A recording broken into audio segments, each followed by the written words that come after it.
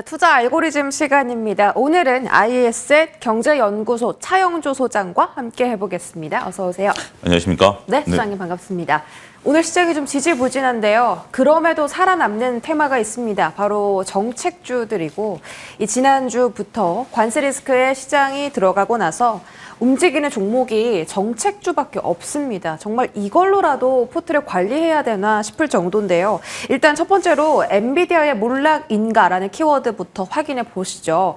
엔비디아 H20 중국 수출 통제 안 할 거다라면서 주가가 반등했었는데 사실은 4월 14일부터 시행이 된다라는 보도가 나왔고요. 엔비디아 주가가 지금 시간외에서 6% 급락하고 있습니다. 하이닉스도 오늘 2% 하락하는데요. 일단 어떻게 좀 반도체가 살아날까 싶었는데 H20이라는 또 하나의 산을 우리가 또 넘어가야 하는 거잖아요. 반도체주 영향은 좀 길겠습니까? 근데 엔비디아가 지금 뉴스가 두 가지가 중첩돼 있다라고 좀 말씀드릴 수가 있겠죠. 첫 번째는 H20에 대한 부분들이 있고요. 또 하나는 생태계를 이제 엔비디아가 미국에서 만들겠다라는 그러한 뉴스가 중첩돼 있는 상황인데 일단 지금 시장은 첫 번째 뉴스인 H20에 대한 중국 수출 이런 부분들이 좀 크게 작용하고 있다라고 말씀드릴 수가 있겠습니다. 그런데 지금 트럼프 대통령의 정책이 조변석계하고 있죠. 그러니까 아침과 저녁들이 좀 다르고 있고 얼마 전까지만 하더라도 이것을 포함 안 시킨다 그랬다가 어떻게 보면 화해 카드로 내세웠는데 중국이 이제 히토리라는 걸 들고 나오니까 다시 강경책으로 돌아섰다라고 좀 말씀드릴 수가 있겠습니다. 이 정책 자체는 지금 트럼프도 아마 이것을 뭐 끝까지 갈지 안 갈지 모를 것 같아요. 그러니까 지금 이것이 단순하게 우리가 H20에 대해서 중국에 풀어준다 안 풀어준다가 아니라 전반적인 중국과의 관계 이런 부분들로 좀 우리가 봐야 되지 않을까라고 말씀드릴 수가 있겠습니다. 제가 개장 때 한번 그런 말씀을 좀 드렸어요. MTN에서 H20을 풀어줬던 것은 트럼프 입장에서 화해 카드를 한번 내민 건데 네. 중국이 중국이 여기서 히토리로 들고 나왔죠. 그러니까 오히려 걷어들였다. 저는 이렇게 생각을 좀 합니다. 그런데 지금 이제 엔비디아 입장에서는 미국 내에서 생태계를 좀 만들어내려고 하기 때문에 삼성전자, 하이닉스는 오늘 그것 때문에 빠지는 거거든요. 그런 부분들을 우리가 좀 고민해봐야 되는 부분들인데 일단 지금으로서는 뭐 선뜻 저도 점점 이런 시간이 좀 길어지다 보니까 자신 있게 지금이 오히려 반등을 모색할 수 있는 기회다라고 얘기하기가 어려워진 것 같아요. 네. 일단 트럼프 정책이 어느 정도 끝난 다음에 근데 저는 지금 트럼프 입장에서 보면 자꾸 이제 쫓기는 듯한 느낌을 좀 받죠. 오늘 같은 경우 일단은 뉴스가 없는 공백기인데 일단은 중국의 반응을 좀 보겠다라는 게 현재 지금 미국의 반응 아니겠습니까? 지금 속속 기사들이 올라오는 것들을 보게 된다라면 미국이 쫓기고 있다라는 부분들. 그러니까 여유로운 것은 중국이죠. 중국이 여유롭고 오늘 또 이제 중국의 경제 성장률이 5.4%가 나왔어요. 그런 부분들이 나오는 거 보면 중국 경제가 탄탄하다. 이게 뭐 여담입니다만 만들어낸 것인지 아니면 진짜인지 모르겠습니다만 일단 5.4가 나왔다라는 것은 올해 경제 성장률 목표치가 5%인 중국 입장에서 보면 충분히 미국과 한판 해볼 수 있는 여유까지 얻었다라는 측면에 있어서 보면 저는 지금 현재로서는 이 기간 동안에는 어떠한 확고한 투자 판단을 일단 보류하자 이렇게 정리하도록 하겠습니다. 확고한 판정은 보류하자. 주도 섹터도 마찬가지 전략인지 궁금한데요. 반도체, 조선, 방산 4월 초반만 해도 모아가자라는 전략이 좀 많았거든요. 이 주도 섹터들에 대해서도 관망해야 합니까? 일단 지금 반도체 는 4월 달 이후부터 놓고 본다라면 삼성전자 같은 경우 이제 환율로 효과로 외국인들이 수익을 좀 낸 거고 지수가 바닥에서 한 10% 정도 올라왔어요. 네. 어느덧 코스피 코스닥 제가 오늘 차트를 굉장히 좀 많이 돌려봤는데 코스피 코스닥 같은 경우 이제 지수가 10% 올라온 것 중에서 조선주가 일단은 코스피를 이끌었고 코스닥 같은 경우 제약바이오가 이제 이끌었던 상황인데 지금 상태라면 일단은 한 고비로 이제 숨을 좀 쉴 수 있는 단계인 것 같아요. 그래서 지금은 어느 정도 차익을 한번 실현할 수 있는 건 실현하고 오히려 모아가는 전략보다는 지금부터라면 그러니까 제가 모아가는 전략이라고 말씀드렸던 그 섹터들은 이미 수익권에 있기 때문에 오히려 현금을 지금은 조금 확보해 놓는 것이 현재로서는 유효한 전략이 아니겠나. 네. 우리가 제가 이런 표현들이 영화 우리가 강릉이라는 영화에 보면 네. 거기 그런 대사가 나와요. 태풍 불 때는 바다 나가는 거 아니다. 지금은 태풍이 미풍인 줄 알았어요. 근데 태풍이 점점 하면서 지금 방향이 지금 현재 방향성을 모색을 못하고 있는 상태고 트럼프의 정책이 이렇게 조변석계 할 거라고는 아무도 예상을 못했던 상황이기 때문에 지금은 현금 확보가 오히려 향후에 대비할 수 있는 그런 중요한 요소가 아니겠나 말씀드릴 수 있겠습니다. 네, 주도주 접근보다는 현금 확보가 더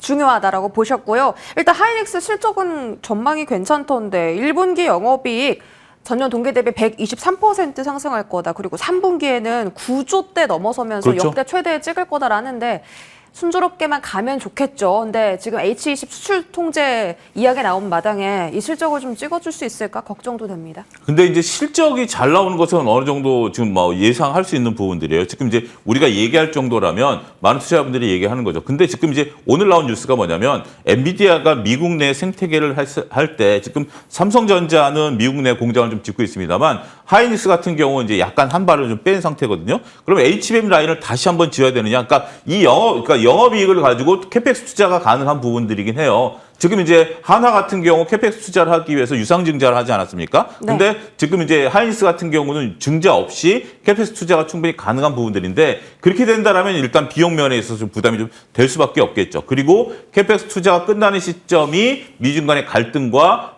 AI 생태계에 대한 어떤 부분들 이런 것들을 고려해야 되는 부분들이 있기 때문에 오늘 주가 하락된다라고 보거든요. 따라서 지금 하이닉스를 볼 땐 실적 베이스로 보는 것이 아니라 미래에 대한 하이닉스에 대한 전망 그리고 수급에 대한 차트 흐름 이것을 보는 것이 현실적이지 않겠는가 말씀드릴 수 있겠습니다. 알겠습니다. 하이닉스 실적보다는 조금 더 성장성에 포커스를 둬야 된다. 시간은 지금은 좀 필요할 것 같고요. 다음 키워드 AI 플러스 로봇입니다. 정책에 대한 수혜로 AI 테마 안에서도 순환매가 돌고요. 또 로봇주도 연이틀 강세 흐름을 보였습니다. 이쪽에 대한 시선 지금도 투자 접근을 해야 된다라고 보세요.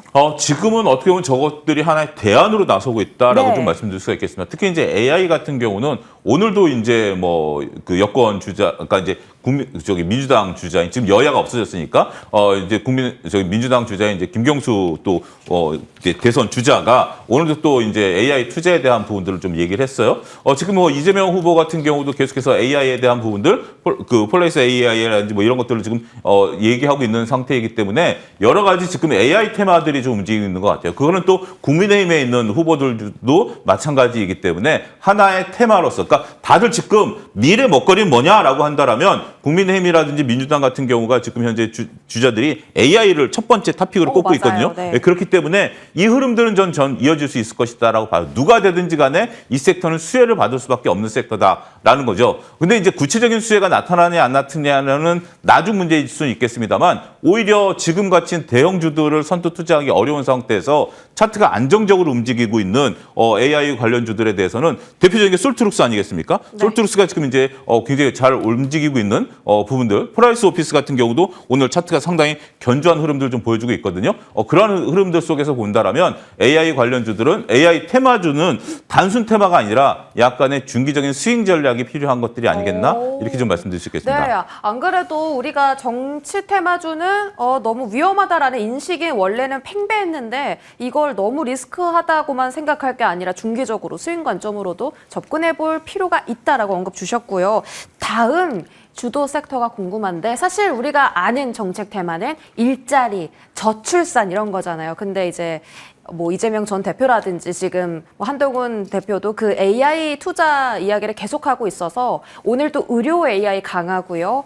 뭐 여러 가지 이제 반도체라든지 타 업종들의 수혜까지 좀 기대되거든요. 혹시 소장님께서 좀 눈여겨보시는 차기 정책 수혜주 있습니까? 근데 지금 우리가 정책주들이 나오는데 네. 그들이 지금까지 우리가 지금 기대하고 있는 취업, 그다음에 뭐 그 저출산 그 얘기는 한마디도 없어요. 왜 아직까지 없을까요? 왜 아직까지 없는 게 아니라 그거를 지금은 그거를 어떤 정책을 끌어낼 수 있는 방안들이 우선순위에서 밀린다라는 거죠. 지금 상황에서 지금은 이제 누구든지 아젠다를 선점해야 되는 거거든요. 그러니까 어떻게 보면 민주당 후보가 결정이 되고 아직 민주당 후보 뭐 이재명 전 대표가 이제 유력 주자인 다 아시는 거니까 유력 주자이긴 하지만 아직 결정된 건 아니에요. 공식적으로. 그다음에 국민의힘도 결정된 게 아니에요. 그러면 서로 간에 아젠다를 설정해야 되는 입장에서 본다라면 이건 뒤에 밀린다라는 거죠. 더군다나 그렇기 때문에 이것들을 지금 가지고 우리가 정책 테마주라고 좀 보기에는 저는 너무 지난번에도 이런 거 좀 부정적으로 말씀드렸는데 과거 사례를 통해서 지금 정책주라고 보기에는 네. 필요한 건 맞아요. 필요한 건 맞습니다만 이게 역대 정부도 여기에 돈을 안 쓴 정부가 없어요. 하지만 그 효과가 미미했었다라는 거죠. 지금 많은 분들이 하는 게 뭐죠? 이제 아이를 더 낳는 부분들 필요하고 그다음에 교육도 필요하지만 지금 그거보다는 경제 성장률이 0.7까지 떨어진 상태. 그 JP모건이 0.7까지 떨어진 상태에서 과연 우리가 출산 문제를 가지고 경제 성장률을 끌어올릴 수 있겠는가? 아니죠. 지금은 추경과 AI 이 섹터를 가지고 움직일 수 있는 부분들이기 때문에 저는 오히려 이 섹터보다는 추경과 관련된 부분들을 좀 볼 필요도 있는 것 같아요. 오히려 저출산보다는 추경을 하게 된다라면 지금 현재 10조 정도는 산불 피해 지역에 한 3조 정도, 그다음에 나머지 3조 정도를 하는 거기 때문에 오히려 건설주들을 좀 보는 것들도 하나의 아이디어가 되지 않을까. 그러니까 우리가 너무 과거 사례를 볼 것들이 아니라 지금 당장 나온 것만 봐도 충분히 투자할 것들이 있다라고 저는 보거든요. 네네. 그렇기 때문에 그런 아이디어를 지금 가져가고 오늘 또 정부에서 추경을 10조 중반대까지 끌어올린다라는 거 아니겠습니까? 그러면 민주당에서 35조 추경을 지금 한 상태이기 때문에 20조 정도까지 추경, 그러니까 이제 지역 화폐 빼고 한 20조까지 추경을 나타내게 된다라면 그것들을 조기 집행하게 된다라면 그 수혜를 어디서 올 수 있느냐? 경제 성장률을 가장 빨리 끌어올 수 있는 것은 SOC 투자다. 더군다나 우리는 산불 지역에 피해 지역이 있기 때문에 그러한 투자들이 일어날 가능성이 있고 약 3천여 가구가 아직까지 대개 못 들어가셨다라고 해요. 안타까운 부분들.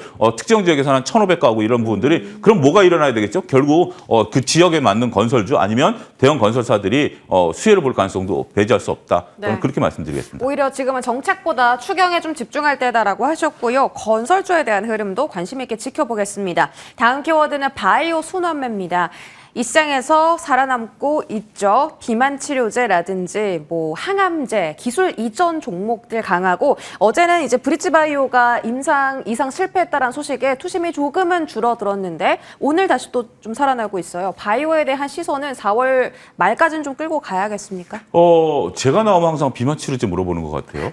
그건 아닙니다. 그건 아닌가요? 예. 근데 제 배가 요즘 오늘 잘 또 유독 좀 가잖아요. 나와 보여서 제가 좀 찔리는 건데 어쨌든 지금 현재 우리가 이렇게 농담할 수 있는 섹터가 유일하게 그 제약바이오하고 네. 그다음에 관세 무풍지대인 전력기기인 것 같아요. 그런 부분들이 있기 때문에 우리가 이제 제약바이오를 좀 보는 필요는 있겠다. 앞서 말씀드렸다시피 코스닥 시장을 이끌었던 게 제약바이오인데 저는 이 부분에 대해서는 상당히 조금 우리가 볼 필요가 있고 의료용 AI 지금 현재 루닛이라든지 여러 가지 뷰노 이런 것들이 우리가 테마로 나오고 있고 또 그다음에 그 임의용 기기 이런 것들 나오고 있고 오늘 또 메디톡스 같은 경우도 차트가 우상향하는 모습들을 보여주고 있거든요. 그래서 지금은 이렇게 살아있는 주식들 중심으로 해서 보는 것들이 훨씬 좋다. 그러니까 이렇게 살아있는 주식들이 있음에도 불구하고 내가 지금 뭐 반도체를 볼까? 아니면 뭐 저출산 관련주를 볼까? 이거는 어떻게 보면 역발상이 아니라 시대 흐름과 동떨어진 움직임이에요. 지금 제가 말씀드릴 수 있는 것은 정치 테마주, 정치 테마주도 수익 관점에서 그다음에 AI 관련주들, 그다음에 그 추경 관련주들, 그다음에 제약바이오 이런 것들이 지금 흐름이에요. 흐름 속에 있는 주식을 가지고 매매를 하시는 것이 현재로서는 훌륭한 대안이다. 더군다나 이것들이 많이 올랐는가? 아니죠. 바닥에서 이제 겨우 20% 정도 오른 수준이에요. 그렇기 때문에 충분히 상승 여력은 남아있다. 이렇게 말씀드리겠습니다. 그러면 바이오 안에서도 오늘은 뭐 정책 때문이긴 하지만 의료 AI가 제일 강하고요. 기술 수출주들도 최근 들어 랠리를 펼쳤죠. 비만 치료제도 펩토론을 필두로 해서 우상향 중입니다. 조금 더 주목해 볼 만한 섹터, 테마가 있을까요? 저는 그중에서 차트가 제일 살아있는 메디톡스를 뜬금없이 좀 말씀드리고 싶고요. 메디톡스? 예. 근데 퓨처캠 같은 경우도 우리가 새로운 어떤 임상에 성공을 했다라고 했지만 그 퓨처캠 같은 경우도 어제 이제 좀 하락한 모습들 좀 나오고 있지 않습니까? 그 다음에 이제 임상이 실패한 것들이 오늘 반등한 것 이런 것은 우리가 좀 추격할 필요는 없다라고 좀 봐요. 퓨처캠이 처음에 임상 성공했을 때만 하더라도 그렇게 기대를 끌었습니다만 결국 기술 이전 아직까지 성사 못 됐잖아요. 그러니까 네. 주가가 다시 떨어진 거 아니겠습니까? 따라서 어떠한 지금은 그러한 논리로 들어가는 것이 아니라 메이톡스가 지금 올라가는 부분들에서 보면 대웅제약이라든지 이런 것들을 보면 차트가 오히려 더 살아있거든요. 그런 것들을 공략하시는 것이 현실적인 대안이 아니겠나 말씀드리겠습니다. 알겠습니다. 바이오에 대한 힌트까지 얻어봤고요. 마지막 키워드는 트럼프 리스크 방어하기인데요. 저희 키워드가 오늘 정책주로 리스크 관리해야 되나 였잖아요. 소장님 생각도 말씀도 들어보니까 정책주를 너무 배척하는 게 아니라 조금은 또 스윙 투자 전략도 괜찮다라고 하셨고 포트 구성을 좀 어떻게 하면 좋을까요? 차영주가 정책주 얘기한 것은 굉장히 이례적이다라고 생각하실 수도 있을 것 같아요. 정책주 같은 경우는 안 된다라는 분위기였는데 지금 이제 정책주를 지난번부터 이제 솔트룩스부터 시작을 해가지고 제가 조심스럽게 좀 말씀을 좀 드리고 있는데 이 정책주가 과거와는 좀 다른 것 같아요. 그러니까 네. 이제 많은 분들이 지금 이제 오히려 계엄 이후에 대형주를 바닥에서 모아가자라는 전략들을 펼치고 있는데 네. 지금 트럼프의 관세 정책은 전대미문한 사태거든요. 트럼프도 지금 자기 마음이 어떨지 모르는 상태인 것 같아요. 이럴 때 좀 투자하기가 어렵고 오히려 이 테마주들이 지금 차트를 보면 교과서적으로 차트가 움직여요. 대표 이제 솔트룩스, 노바텍 이런 것들이 차트가 너무 이쁘게 지금 움직이고 있는 상태거든요. 오히려 유니온보다 노바텍이 차트가 더 좋은 그런 부분들이다라고 말씀드릴 수 있겠죠. 따라서 지금 트럼프와 관련된 것들은 일단 조금 보류하자. 트럼프도 어떤 정책을 펼칠지 아무도 모른다. 또 누가 얘기했다 하더라도 이번에 H20처럼 언제 뒤집어질지 모른다. 따라서 저는 5월 중순까지는 조금 테마주라고 불리우지만 그런 것들이 지금 아직까지 대선 주자가 정해질 때까지 6월 3일 날 선거지만 5월 중순까지는 오히려 차트라든지 그러니까 이제 그 봉이라든지 거래량이 분출하지 않는 한 오히려 거기서 안정적인 수익이 나올 수 있겠다. 저는 그렇게 말씀드리고 싶습니다. 너무 이제 대형주 막 낙폭과대 모아가자만 아니라 현금도 확보하고 또 비중 어느 정도는 테마주도 그렇죠. 좀 스윙을 하고 그러면 비중 자체는 지금 현재 세울까요? 현금은 한 50% 가지고 가셔야 되고요. 네. 그다음에 이제 나머지는 전 전력기기 같은 경우 한 1, 20% 모아가야 되고 한 30% 정도는 지금 현재 테마주를 가지고 한 두세 종목을 가지고 매매를 한다라면 네. 상당히 좋은 수익들을 오히려 네. 재밌게 걸고 그 대신 테마주는 이게 지금 이 정책주들은 많이 들어갈 수는 없어요. 하지만 조금씩, 네. 뭔가 매매한다라는 느낌도 주면서 따박따박 모아갈 수 있는 전략들이 있기 때문에 지금 뭐 노바텍 차트, 솔트루스 차트 뭐 이런 것들을 본다라면 이게 과연 테마주니까 못 들어간다라고 볼 수 있을까요? 결국 이 차트가 수렴되는 구간이 어디죠? 롯데관광개발이나 메디톡스 같은 그러한 차트로 수렴이 되거든요. 그러니까 우리가 볼 때 뭐 노바텍 같은 경우는 테마주고 메디톡스는 안정적인 주식이다라고 하는데 차트가 수렴하거든요. 그런 부분들을 놓고 본다라면 여러분들이 잘 이런 것들을 공부하실 필요가 있지 않겠는가 말씀드리겠습니다. 좋습니다. 전력기기 쪽도 모아가자 전략, 현금 확보와 테마주는 빠르게 조금 바쁘게 움직여야 하는 시장인 것 같고요. IS 경제연구소 차영조 소장과 함께했습니다. 고맙습니다.